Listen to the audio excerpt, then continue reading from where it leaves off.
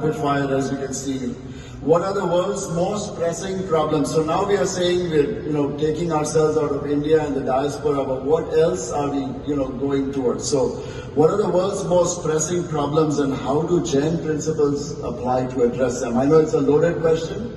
Please try and limit your time. 2 minutes. मेरी दृष्टि में विश्व की 3 बड़ी समस्याएं हैं। पहली है ग्लोबल वार्मिंग, क्लाइमेट चेंज, जलवायु परिवर्तन कह सकते हैं।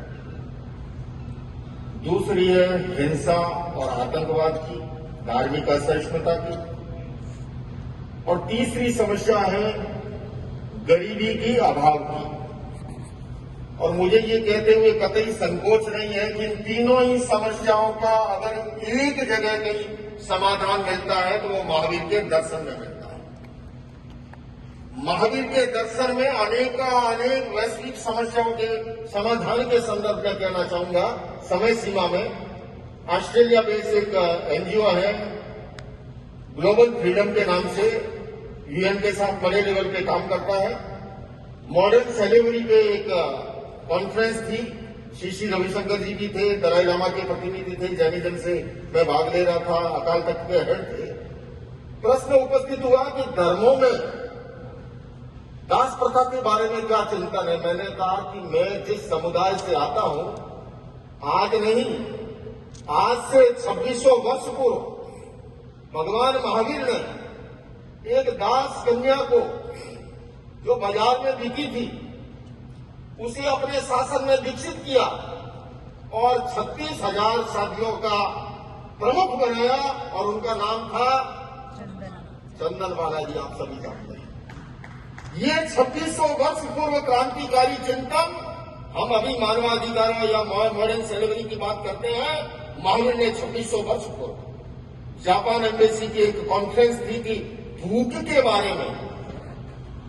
धर्म ग्रंथ क्या कहते हैं आप लोग सभी, मैं जानता हूं जैन समुदाय में सबसे बड़ा आकर्षण है मोक्ष का, निर्वाण का, मुक्ति का।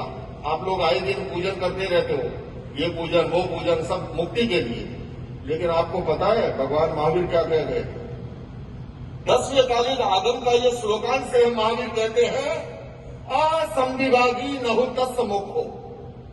उस जापान के प्रतिनिधियों के बीच में मैंने जब प्राकृत भाषा का ये वाक्य रखा, मैंने कहा जी हमारे धर्म में 24वें तीर्थंकर महावीर ने ये व्यवस्था दी है कि अगर तुम्हारा भाई भूखा सोया है और तुम भरपेट खाते हो तो तुम मोक्ष जाने के, मुक्ति जाने के, निर्वाण जाने के अधिकारी नहीं हो। ये मैं नहीं कह रहा हूं, भगवान महावीर कह रहे हैं।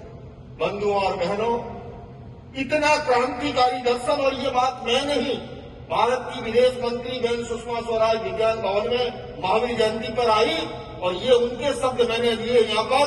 उन्होंने कहा था कि इन तीनों ही समस्याओं का समाधान नहीं है तो वो महावीर के दर्शन में है। सत जीव निकाय का मौलिक सिद्धांत दिया भगवान महावीर ने। पृथ्वी, पानी, अग्नि, वायु, वनस्पति, त्रस, धरती माता हमारी आवश्यकताओं की पूर्ति कर सकती है, किंतु असीम इच्छाओं की पूर्ति नहीं कर सकती। इच्छाओं आधार से समाधान किया महावीर ने कहा। तो ऐसे के अंदर पर्यावरण प्रदूषण का, ग्लोबल वार्मिंग का, क्लाइमेट चेंज का अगर कहीं सचेत समाधान मिलता है, और इसलिए उन्होंने भोग और उपभोग के सीमाकरण का भी सिद्धांत दिया।